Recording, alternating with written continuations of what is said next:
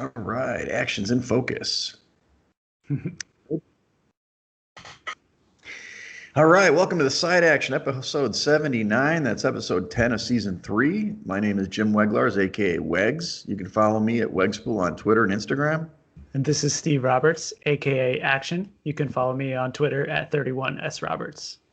Follow the podcast at Side Action Pod on Twitter and YouTube. So, how was the big Pinehurst adventure? You hit the links and took a nice drive. Yeah, it was nice. We had a great time passing through Middle America. We went through the Smoky Mountains and got some hiking in. I think we touched on that last week. And then throughout the weekend, played a few rounds of golf, watched some football with the family. We got a big upset of the Michigan Wolverines. First time in 32 years. Wow. So that was big for the family. My brother, it was funny. He texted everyone and said, for the first time in my life, I can tell you that we beat Michigan, and it feels effing great. No asterisk either, right? 100%. They're good this year. Indiana's good this year. They sure are. So it was nice. We had a good time. Got home late last night, so I'm still trying to catch up on everything here. How was your weekend? Well, it wasn't too exciting. I didn't have the Shockers this weekend, so that's kind of a hole in the schedule, but didn't do much Friday night. Saturday ended up meeting some friends. I got a nice walk in. It was beautiful weather in Chicago on the weekend, and got some nice mileage in both Saturday and Sunday. Met a friend on Sunday and got a nice walk in. And then I met some friends, as we talked about last week, everything's shutting down again in Chicago, but it was nice enough to be outside. I hit Pacino's Grill, which is a really cool spot, kind of a secret spot for our podcast listeners, near the driving range on Diversity in Chicago. And it's a really cool open lawn area. Got some drinks there with Sema and Ridgeway. And then on Saturday, I watched the Bears game at O'Donovan's on the covered patio with Johnny Ulrich and his wife, Mary Beth. So I hadn't seen Mary Beth since May because she's been in Michigan almost the whole time. And then, that was about it. I mean, I drank probably a little too much, but I had a good time. And then I killed it, buddy. Man, I was 4-0 on my bets this week, buddy. Profits. Nice. The last 3 weeks, I've been I think I'm 9-2 overall or something. So I'm doing something right. I mean, we're doing better in the picks, but I mean, I'm definitely picking the right spots, mostly sides right now. And not even live. Those are all pre-flop or at least, usually before kickoff. That's a great run, 9-2. Yeah, a little comeback. We're not talking about major cash here, everybody, America, but there's still units one way or another. So trying to put that to good work. Yeah, it's the building blocks of your bankroll. So that's right. Keep it going, and then you can stretch it up a little. Yeah, like season 1, I was doing well in season 1. Last year was more of a learning curve. So, all right. Well, let's go into the week. Let's do some COVID updates. This is what we do now. COVID is spreading across America despite the news of a potential vaccine. We've got tons of players across the league action. We've got 5 Pittsburgh players, including Big Ben, which I guess he's going to miss the game. I'm not sure if that's official, but usually you have to when you're on the list. I don't think he's tested positive, though. So it's just it's a contact tracing ordeal. Okay. So thank goodness. And then you've got some other players there. You've got 5 Bengal players. I guess the same thing applies maybe, where they're in the contact tracing program. 4 defensive players, which is not really good when you're facing Pittsburgh. We'll see. Then you've got Baker Mayfield. Now, he's a contact tracer or he tested positive? Also a contact trace, I believe. Okay, yeah. So he can still play. And then in Denver, you have this Shelby Harris defensive end and Jake Martin for Houston. I didn't check today. That was just 2 days ago, so God knows what you got. But you can see that this is a proliferation across the league.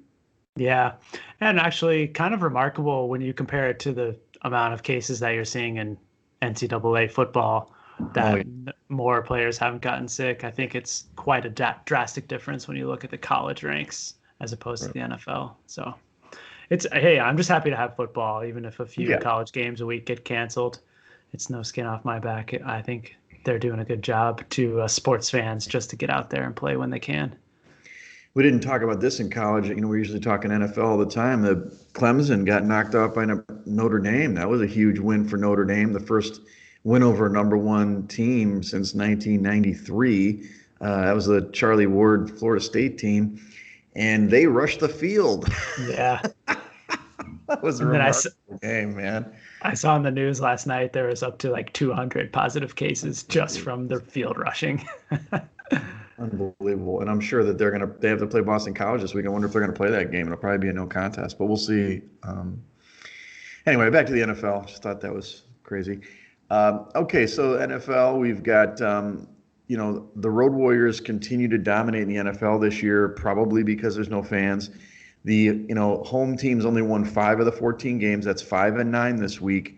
Where the road teams took 9 games, and the same for the dogs. I'm not saying were road dogs, but favorites only 5 wins this week to 9 dogs. I mean, it's just incredible. If you bet, I don't know the full season numbers, but I mean, you'd be way profitable if you bet dogs all season, wouldn't you, Action?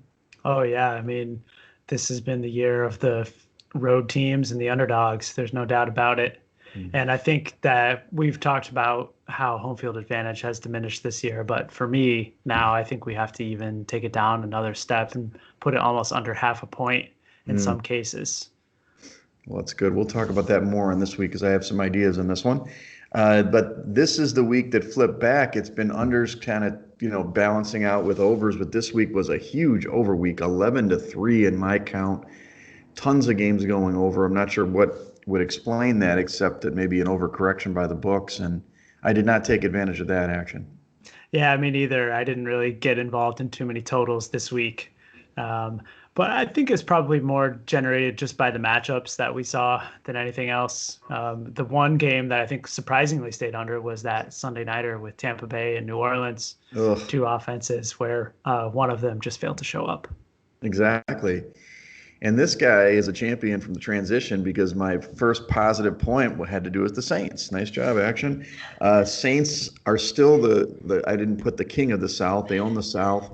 We kind of talked about this. This was one of our picks that we took Tampa. We thought that was a good pick. I did mention beforehand, or on that, a little bit, are the Saints going to give up the division? And obviously they were not. And I ended up, as I told Action via text, I bet the money line on the Saints. I just had a feeling. And Drew Brees, they just kicked the shit out of fucking Tampa. 38-3. It was not pretty. They held Tampa to 194 yards, and I think it took them 4 drives to get a first down, if I'm not mistaken. And now the Saints are a plus 300 to win the NFC as the favorite in the conference. Yeah, I went to bed before halftime, Wags, because it was over. Oh yeah, it was over. I stopped watching. I think that we traded some texts that the biggest difference in this game was the New Orleans defense, in my mind. They finally showed up in a big spot and played tremendously. They were getting into the backfield. Cam Jordan and his counterpart on the other side, some guy I'd never heard of before, was just in Brady's face on like every play. Marcus Davenport? It may have been him. I don't recall. I don't know that name, but you're probably right. But I just didn't expect that. And the secondary played equally well. And the Buccaneers couldn't get anything going on the ground either. The Saints just totally dominated that first half.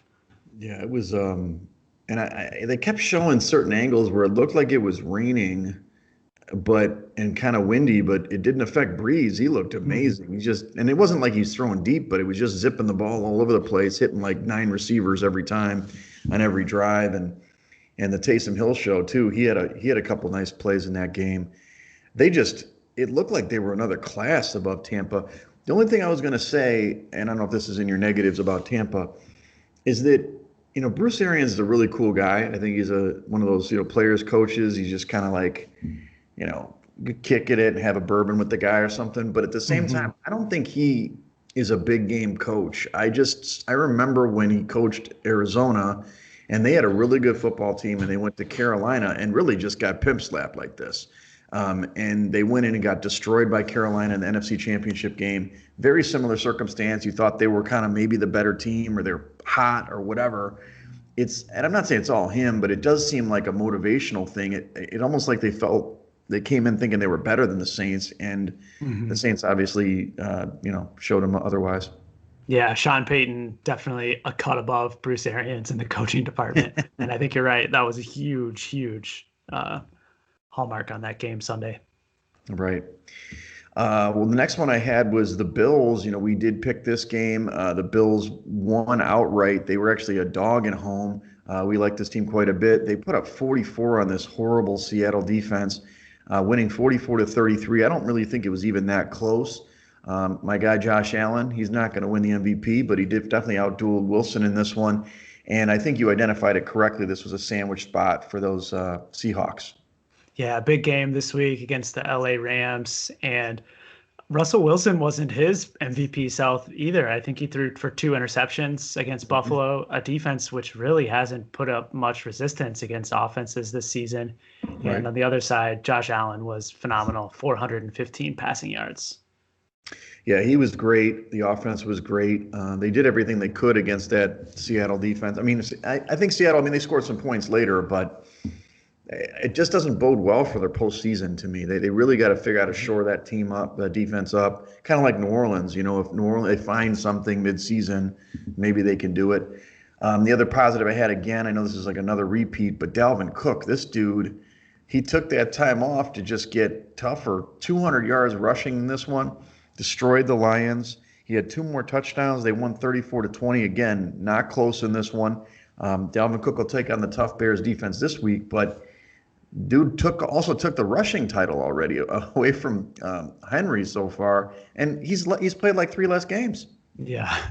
Yeah, he is awesome and really kind of changes the Vikings offense quite a bit when Kirk Cousins doesn't really have to do much, just hand the ball off to Dalvin Cook. So they're certainly a different team to face when Cook is in the lineup.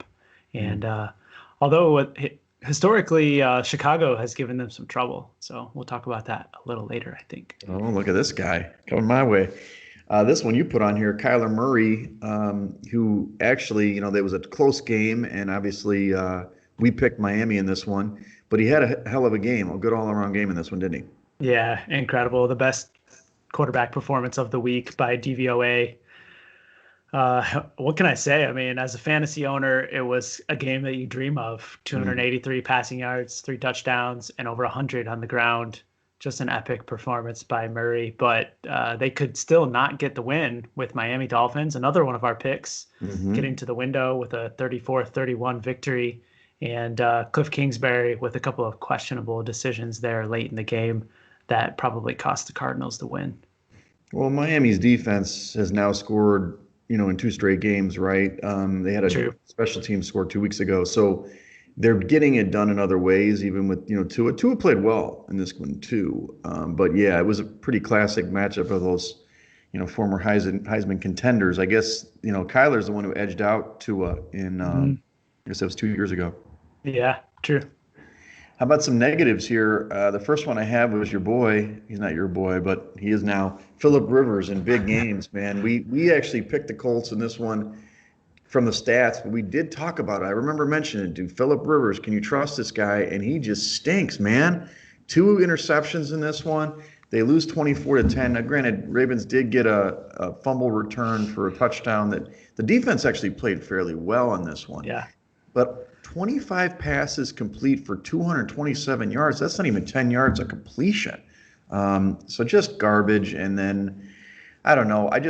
It's one of those things that makes me not trust the Colts in big spots because of Rivers. And classically, I've been a Rivers guy, especially in fantasy late, but I don't know if he can do it for the Colts. Yeah, I think it's not necessarily something that you can count on every game, but certainly when he's under pressure, he's not the same quarterback. And you've seen that bear out in his stats this season. I mean, you could say that about most quarterbacks, but for Rivers, it's certainly more drastic. And the Ravens, again, were having pressure in his face all game. And he went 0 for 4 in those situations with an interception. And then obviously the untimely fumble by Jonathan Taylor at the end of the first quarter when I'm sure the whole audience saw Phillip Rivers trip and then get trampled by the DB as he scored the touchdown. But that was really the change in the game. I still feel like if that play didn't happen, the Colts had a legit shot at winning that game and covering for us. They did. I mean, that was a critical play, but the Ravens did what they needed to do and just kind of stonewall the offense at that point. So played well. And you saw the Ravens flip after halftime too. The Colts totally shut them down in the first half, and Harbaugh and Jackson came out in the second half and just started throwing all over them, which I think the Colts did not expect, and that was the difference in the game. They made the comeback in the second half. There you go. We were on this one. Mike Tomlin as a heavy favorite stinks. This just in. We told you last week, and it came true. They should have lost this game outright action. They were heavy favorites as we had, I think in the contest, was it 13 or 13 and a half. 13 and a half. Mm-hmm. They ended up winning 24-19, but with a late score. You heard here that Tomlin is good as a coach, and he's actually had a really good year so far. He almost made all the Survivor people sweat it out and lose it out. There were a couple of those this weekend. And ultimately, they did win the game. They maintained their undefeated record, but Tomlin with those big totals, tough to cover. Yeah, especially on the road. And Garrett Gilbert almost got it done. I thought the Cowboys were going to pull that one out. It would have been kind of cool. He was pretty good. He was pretty good. Yeah, he was certainly way better than Dominic or Ben DiNucci, whatever his name is. Yeah, I was curious. They were saying this too on the broadcast. Why did they play DiNucci in the first place over this guy? He was in the AAF, and you know, for those who don't know football that well, that was kind of a defunct alternate league last year. And he was Spurrier's quarterback on their team. I think it was Orlando. And he looked pretty good, at least in the highlights. He's mobile. He's got a pretty good arm. He had a really bad throw in a red zone late in that game that probably maybe not cost him the game, or at least kept them within a field goal. He threw that pick in the end zone when he's kind of getting hit. That was stupid. But other than that, he played really well. And, I mean, he's going to give the Cowboys a fighting chance in some matchups. Yeah. Last one. This is like a repeat. We're on repeat. Chargers blow lead against the Raiders. Now, in their defense, they probably should have won this game. I mean, if you looked at the replay that they reversed, they called it a touchdown on the field and reversed it. I don't know. I mean, somebody wrote on Twitter, I think it was Mitch Moss. He's like, you know, if this was in whatever game, it would have stood, and they would have won the game outright. But they ended up losing 31-26. But again, they blew another lead.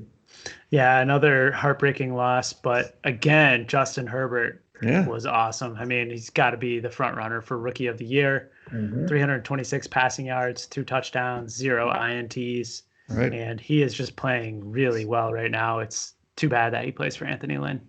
Absolutely. Well, he won't be next year. Don't worry. True. Okay, some injuries of note. Gardner Minshew is out. That's why he was out last week. He didn't play. It was kind of a late scratch. He's got a thumb issue. Joey Bosa is in the concussion protocol for the Chargers, which may factor into our handicap coming up.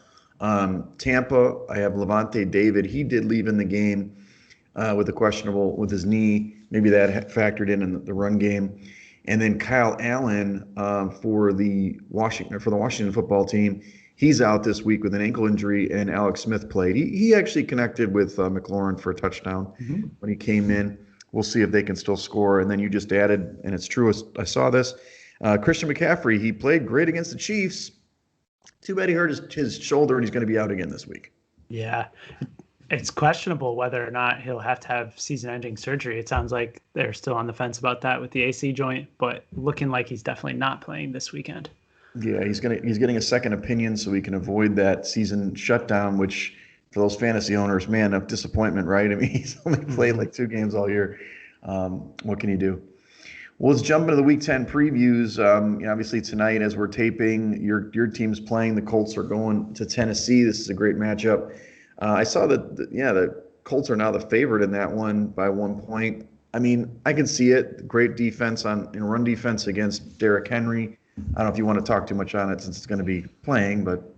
Yeah, I mean, it's a wild move. I think there was some 2.5s at one point this week, and now all the way through 0. The Colts are favorites by 1 here about an hour before kickoff. It's great matchups for the Colts across the board. I think we just talked about the Colts not playing well against pass rush, and Tennessee has none of that. So I expect that they'll have some success throwing the ball, but it is a tough spot just going on the road on a short week inside the division and coming off probably a tough physical game against the Ravens. Certainly not a good spot for the Colts. Right, absolutely. That's something we missed on the handicap with Pittsburgh. Usually that Pittsburgh game, Pittsburgh after the Ravens game, they get a little beat up, so it's a good Hmm. point for future Hmm. handicap. Here's one on the card that we could maybe talk about. Washington's going to Detroit, your new alma mater here, your new team. I don't see your Stafford jersey. Detroit opened as a 3.5 point favorite at home, 46 and a half total. Right now, you don't have a total for Circa, but it's around that 46 and a half I see, and the Circa line is still 3.5. Um, Interesting game here. I've chased Washington before. I don't feel great about them, even though defensive line and all that. They haven't covered first in the contest. To me, it's a stay away. But are you interested in Washington here? No, not at all. I Yeah. don't. I mean, you touched on it earlier that Alex Smith played quite well last weekend. I think he threw for over 300 passing yards, but I do not trust Alex Smith whatsoever. I certainly liked Washington a lot better with Kyle Allen under center. Right. But on the other side, I think that there may be a question with Matthew Stafford. I'm looking here on the odds screen, and very few books have the number posted. Right. So I think there may be a COVID issue potentially. Mm. Um, Either way, I would be happy to pass this game. What do you think? Yeah, I'm passing. I don't like either of these teams. I don't like Detroit. Sorry, action. Your Yeah, your adopted team. that's But okay. Washington. I want to believe in this team. I want to believe in their defense. And sometimes they actually last week is a good example. We talked about them. I wanted to take them last week. They were at home against the Giants. Did you know? I don't know if you looked at the box score. They should have probably won the game, except they had 5 turnovers in the damn game. Yeah. That's the only reason why I was like, how did that? I looked at the numbers. I'm like, the Giants didn't do that much. Oh, they got the ball 5 extra times. Well, you're going to lose. So it was, they obviously lost by a field goal and they had a chance at the end, but it's just a team that's kind of figuring itself out. So it's hard to trust. Let's go to the next one. Yep.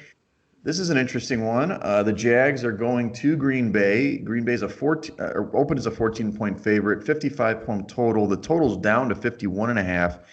And in the contest, it's 13 and a half, which is sort of a favorable number. This is going to be a Survivor Titanic pick, FYI. We could maybe talk a little bit about that separately. And I've considered them. It's a big number. Jacksonville does stink, but they showed a little moxie last week. I don't know if they're going to try to win another game this year, but would you still you wouldn't back the pack at that number? No way. I don't think so. It's really tough for me to lay those types of numbers in this league with Yep. teams that aren't named Baltimore or Kansas City. Right. But I'm not sure that I want to back Jacksonville either. I think despite Jake That's Luton right. playing well and throwing for 300 yards, and they got the cover against Houston. To me, I think the outcome of that game was more of an indictment on Houston than anything Oh yeah. else because the Jaguars stink, and Jake Luton, I don't think, is the answer. So I would fully expect that Green Bay gets right in this one, but I'm not sure I want to lay it with them. Yeah, I don't want to lay it with them. I think we talked about it last week, and Green Bay played obviously very well at San Francisco and won big. Green Bay is more susceptible against good running teams, right? It's what they struggle against. Passing teams, I think they play okay against. They have a decent pass rush. Not the Jacksonville's either, but it's not like Jacksonville can pound the rock and throw Yeah. it down the throat. So another stay away. Hmm. Here's another one. Philly going to the Giants. This is kind of this interesting situation where the Phillies back off of the bye. They opened as a 3-point favorite, 41-point total, super low. Total's up to 44 and a half, and it stayed at 3. I kind of saw it float up to 3.5, but Circa's making the contest 3-point favorite for Philly on the road. It's a dangerous spot to me, action. I don't know if I can back the Giants, but at 3.5, I would consider the Giants, but 3, man, it's a terrible number. And Yeah.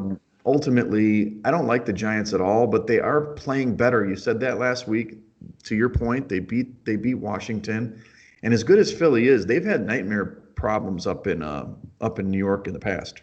Yeah, I would only look to one way in this game, and that's with the underdog division Giants. Hmm. I was really hoping to see 3.5 come up, which is pretty much painted across the board right I know. now. I was surprised to see a 3, to be quite honest. But I mean, I just you kind of half expected Philadelphia to get a little healthier going into this week after the bye, but the Right. injury report doesn't really bear that out at this moment. Deshaun Jackson still looks like he's going to be out. Even Miles Sanders may not play again this week. Right. So I'm not sure that I'm interested in Philadelphia. They just haven't really shown me anything this year. Right. No, I agree with you that it's one of these things. This is a game that they should make a statement, but I don't know. It'll be a struggle. And maybe the Giants have found something. Defensively, they're playing better. They are Yeah. playing better. So we'll just stay away from these. The top three games off the card All right. already. How about this one? Tampa is going to Carolina. We talked about McCaffrey. Tampa open is a 6.5 point favorite. I'm not sure where you saw that one. That I saw a lower. Well, I guess that's right. 6.5. And 47 point total. They're a 5.5 point favorite, right? Mm-hmm. On the road, and a 50.5 point total. So, I mean, steady Teddy. Do you believe it's steady Teddy? I kind of believe that this week.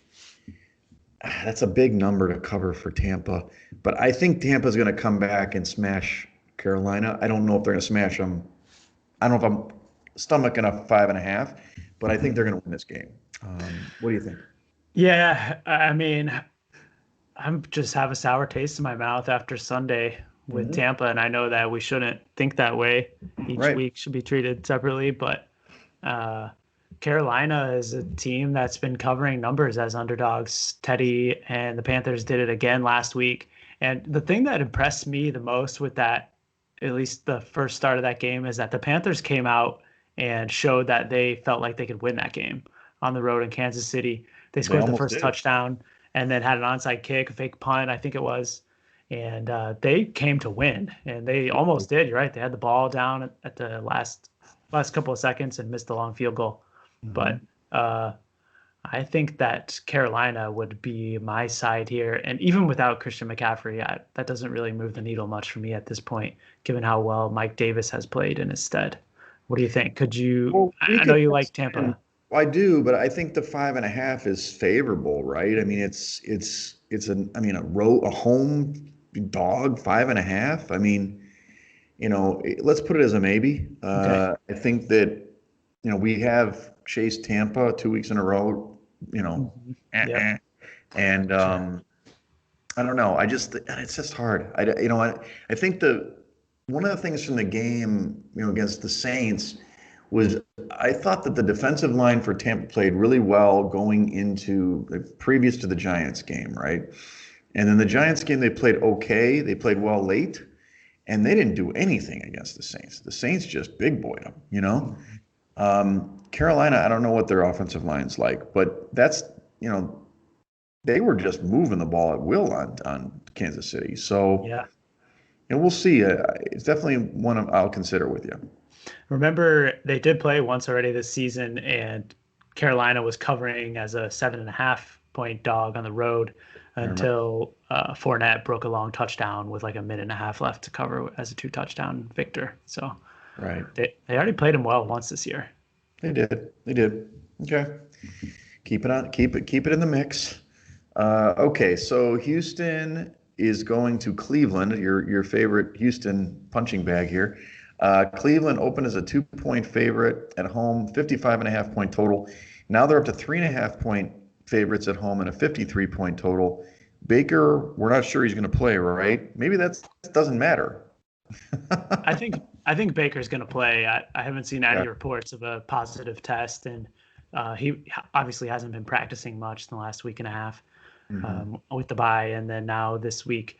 But I think the biggest injury news in this game is likely Nick Chubb is going to return to that Browns Nice. backfield. Okay. And I think it's kind of clear now after a few weeks hiatus that Kareem Hunt is not the workhorse back that Chubb was early on in the season. Right. And with him back in the fold, I expect that the Browns will be able to run all over the Houston defense. And I think that the weather is looking pretty crappy this weekend in Cleveland, which is only going to help the Browns as well, given that they just had that same experience 2 weeks ago in the game against the Las Vegas Raiders. So I like Cleveland in this one, even with the 3.5 hook. I think that's a story.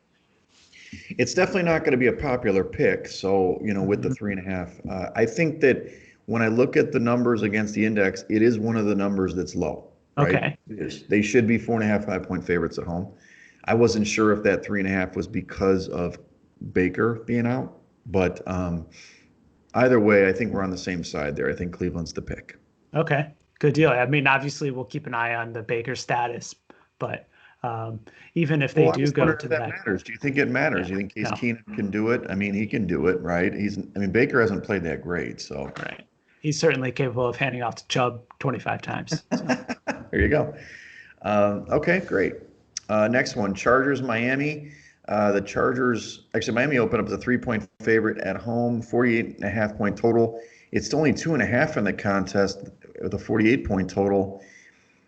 Am I missing something here? I don't.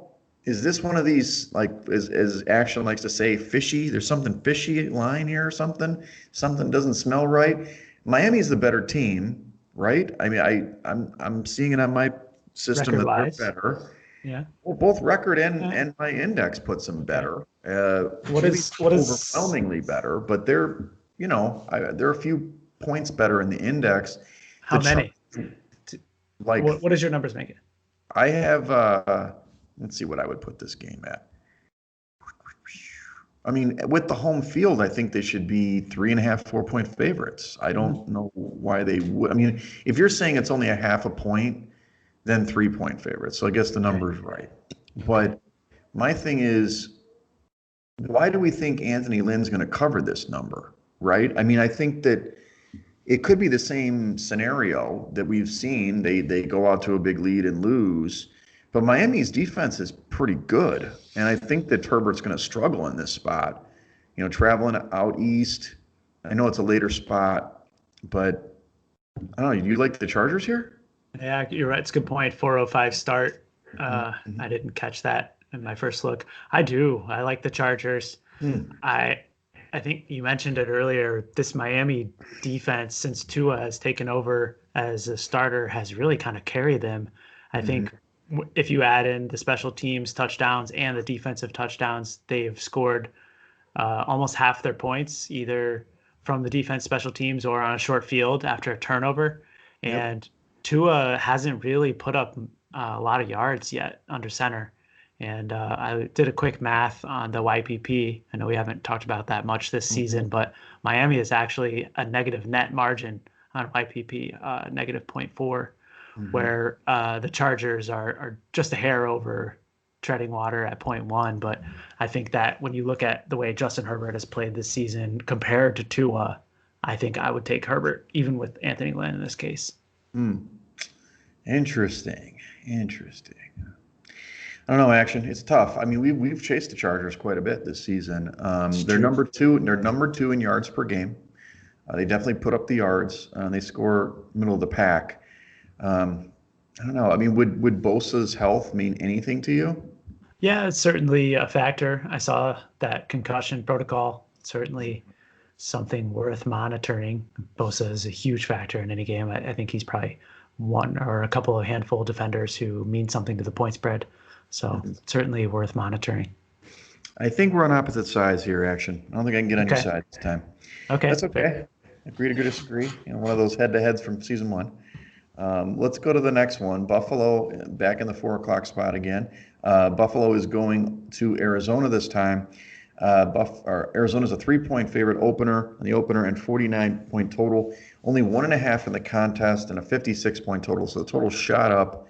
We know why. Both teams can score. 1.5 point total. 1.5 points at home for Arizona. Look, I guess kind of narratively, you would think Buffalo's a better team than Miami. Buffalo won at Arizona, but unfortunately, my numbers do not bear that out. The Cardinals are better than the Bills. I think it's the Bills defense that's wearing them out, pushing them out. And 1.5 is a low, like I'm already seeing that I didn't check today, maybe it's down, but it was more like 2.5 at Rivers yesterday. So this seems like a really good line for the Cardinals. Am I missing something? Yeah, definitely 2.5 painted across my odds screen at the moment. So an interesting line put up by the Circa folks here. No Mm-hmm. doubt about it. I- I just question the Arizona defense, and I know that Buffalo's defense stinks just as bad. Right. But I looked back at Arizona's game logs this season, and they've only played two decent offenses when you Right. throw out the Niners in week Hmm. one. And both Carolina and Seattle have put up at least 31 points on them. So Hmm. Hmm. I fear that Buffalo is going to throw all over them. And Hmm. for that reason, it just makes it tough for me to want to back Arizona. I Okay. think that Kyler Murray has been playing well too. I love the over, even at Hmm. the inflated number of 56. I Hmm. bet it before we jumped on here, but Sure. um, I'm not sure about this one. I'd like to set it aside. Maybe we could talk some more Saturday. Okay. Good. We're running out of games, but yep, let's do it. Denver against Las Vegas. Why does this keep doing this? Denver at Vegas. We've got Vegas open as a 4-point favorite at home, 51-point total, up to five in the contest, 5-point favorites at home, 52-point total. Whew, I don't like either of these teams' action. Early in the season, I was all over Denver, and then they kind of came back to earth with everything. Vegas's defense sucks. I Mhm. don't know. I mean, the over would be in play. 5 points seems like a lot, though. I don't know. I don't feel great about taking Denver here, but what do you think?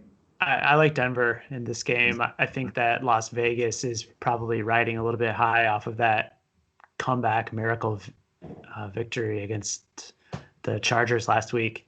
And Denver, although they got beat in Atlanta, which was a bit surprising to me, I mean, this is a team that's getting healthier. I think they're returning two cornerbacks in the secondary this week, which should be helpful against that Raiders passing attack. And I think that they're in an underdog role here, and Drew Lock has been playing well in the past couple of weeks. So I could back Denver in this game plus five. Hmm. Okay, I knew you were going to say that. You did. Action loves the dogs, man. He loves the dogs. He's got his dog T-shirt. Sometimes he picks the wrong ones. Um, okay, well, I mean, I guess if I'm going to choose between that and versus another game, maybe I'd take it. That's I fair. mean, God, I like Drew Lock. I mean, they played good against the Chargers, but everybody does. Everybody comes Yeah. back against the Chargers, right? I mean, They the played they Vegas. played well against the Patriots. What's Denver's rush defense like? Because I mean, obviously that's the Vegas thing. They're going to run the ball. They have been chucking it deep quite a bit too. But 13th what's the ranked. Denver? Okay, middle of the 13th. pack. Mm-hmm. Pack. 9 in total defense. They're 12 against the pass and 13 against the rush. Okay, it's a typical Fangio defense. They're in the Mm-hmm. top 10, not outstanding. And Vegas stinks, right? They're way down. Oh, and rush defense. In Yeah. anything, any defense, they stink. I mean, they're Yeah. probably 30th or something. They're dead on. Look at that. Hey, 30th I remember ranked. last week. Um, okay, well, we'll just put that one aside. Okay. Uh, all right, next one, Cincinnati is going to Pittsburgh. We talked about that. Pittsburgh opened as a 10.5-point favorite at home, 49-point total. Now it's down to a 7-point favorite at home, 46.5-point total. Division rival here. This road dog narrative, especially division road dogs is coming all over the place. I always said the Bengals are one of those covering machines, especially in this role. Don't know if Big Ben's going to play. Would you get on board with Cincinnati? Are they going to be outclassed again, like against the Ravens? Yeah, I don't think so. I've seen this Cincinnati offensive line try to protect Burrow against legit pass deep rush defenses, and it does not end pretty. So Right, I right. think that Joe Burrow could be under a whole heap of trouble this weekend. And to be honest with you, with or without Big Ben, I think I would like to lay it with Pittsburgh. Yeah, Rivers has the number at 6.5. I like that a lot better than the 7. I'll probably do that closer to game day, but we'll see. I don't know about in the contest. Don't Okay. love the number. Let's go to the next one. Tough week. Seattle's going to the Rams here. The Rams open as a 1-point favorite at home, 53.5-point total. In the contest, they're 2-point favorites and a 55.5-point total. Am I crazy to be all over the Rams action? I know I'm on the favorites, the short favorites. I know the narrative is the road divisional short dog is the pick, right? That's kind of the Yeah. narrative this season. But I mean, the Rams are better than Seattle all around, except for Jared Goff. Um, I mean, the Rams aren't going to have a trouble scoring again against this team, and everybody scores against Seattle. So I don't see the Rams have a legitimate defense, don't they? Yeah, they're definitely a top 10 defense, eighth ranked. Hmm. Um, I just can't really understand this number. If the Rams are such the surefire play, why is it only opened at 2 and trending towards 1 in some spots? Well, the last time you saw Jared Goff, he sucked against Miami, right? He threw True. he had what, 3 picks and a fumble or something. I mean, Hmm. I kind of feel like they're being undervalued, but I mean, maybe they're not that good. And Seattle, I mean, certainly this is a huge game in the division. I mean, they've Yeah. got Seattle has kind of not been playing as good as they start off the season. And traditionally, Seattle plays really good against the Rams, right? No matter where they play. But I don't know. I mean, so you think you'd be on Seattle here? I would lean to Seattle, Oh, definitely. Um, I think that Russell Wilson is probably due for a little bit of positive regression as well against that okay. Rams pass defense. Hmm. Um, I don't know. We probably should set it aside as well, unless you have a real strong conviction about the Rams. Yeah, I'll be betting the Rams on Sunday, but I mean, we don't have to do it in the contest. I think that Okay. it's I have a hard time back in Seattle right now, not overall, but in this type of spot. If it was the number was 3 or 3.5, I might go Seattle, right?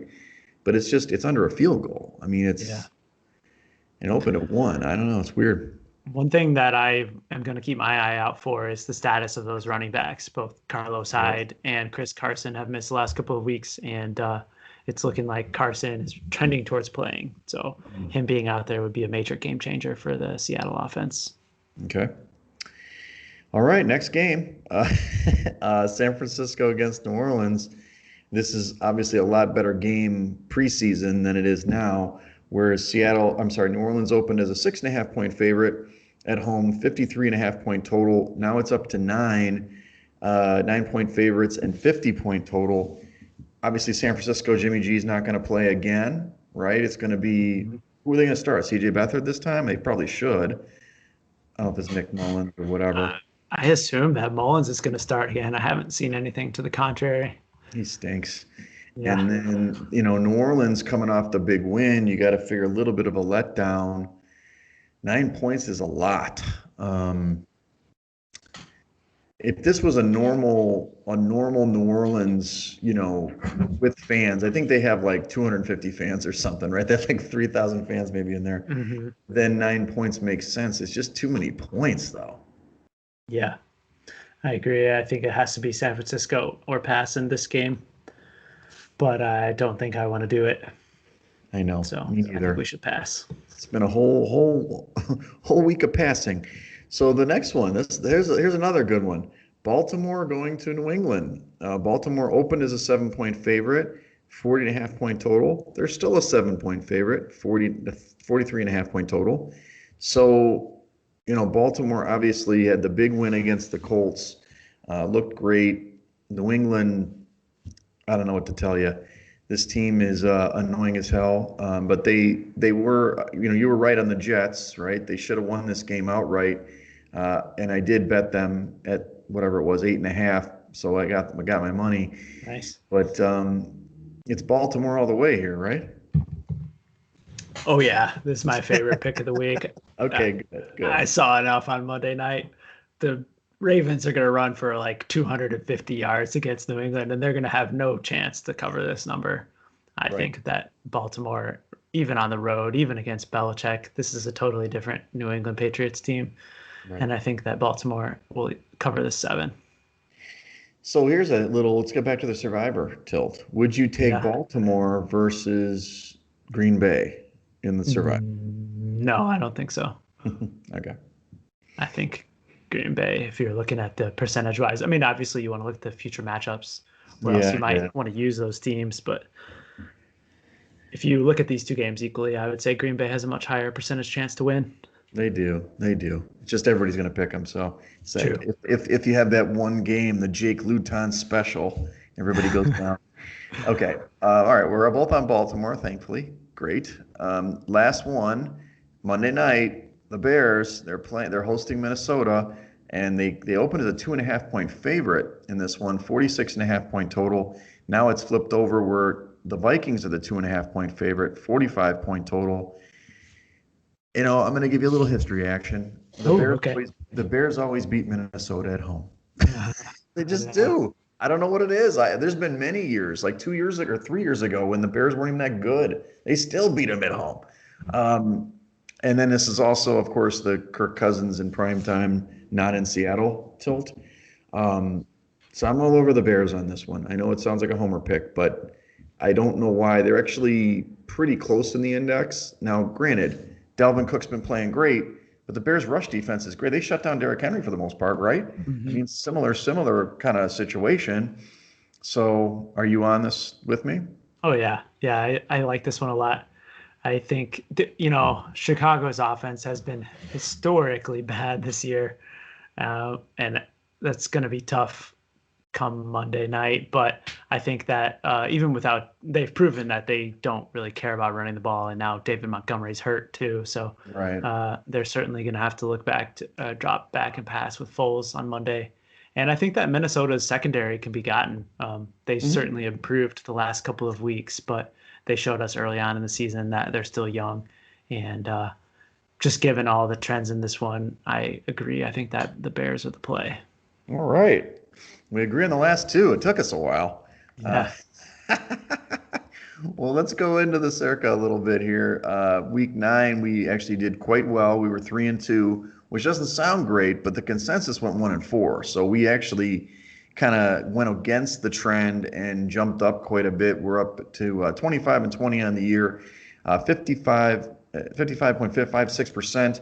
Gets us up to 568th place, which is decent action. I mean, that's Yeah. not bad on the season. And then in quarter two, we're 315th. So we still have a shot in Q3. So let's do it again. I mean, we've kind of identified, looks like we're on different sides of the Arizona Buffalo game, Hmm. different sides of the the Rams Seattle game, different sides of the Miami Chargers game, but we're on the same side going into the Bears game against Minnesota. Looks like I guess you might have talked me into Carolina against Tampa. Okay. Um, I don't know. We didn't really, you weren't interested in the San Francisco one. That was when it was 11, of course. But we both are on Cleveland, right? Three and a Yeah. half, three and a I half versus Houston, think we and like that one. Baltimore 7 at New England. So that's at least we got three that we agree on. Yeah. Yep. I think we both had a strong conviction to Pittsburgh as well. We'll talk a Yeah. little bit more Saturday. Right. Denver in the mix and also Carolina highlighted on my screen. Yeah. So we'll get there. We definitely have the Bears, Baltimore. That's easy. Then we've got Cleveland. So we just got to figure out two more. I can't believe we're on different sides on all those games, but I don't know. And I can't believe you're back at Anthony Lynn, but that's okay. We can talk more about the Rams and Seahawks. That's one game I'll admit I wanted to do a lot more reading on before I make my final decision. Mostly because I don't think that number is really going anywhere. It's Yeah. bouncing it underneath the three. I don't expect it to get anywhere near three. It's kind of a shame they didn't flex that game up too, because the Baltimore New England game is Yeah. wah, wah, but that's okay. I knew what they were thinking at the time.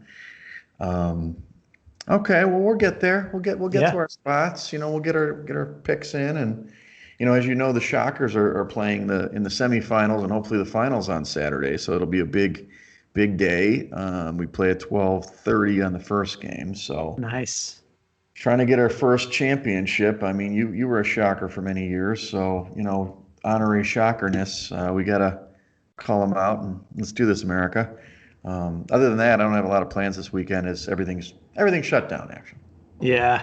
I think we're going to be holed up this weekend too, skipping the gym for the foreseeable future. Oh, And my got gym. home and saw millions of leaves in my yard. So I think that's on my agenda. But the rats are gone, right? They're That's correct. been eradicated. Eradicated. Get out of here. You had no chance against the Ferndale Rat Patrol. All right. Well, thanks everybody for listening.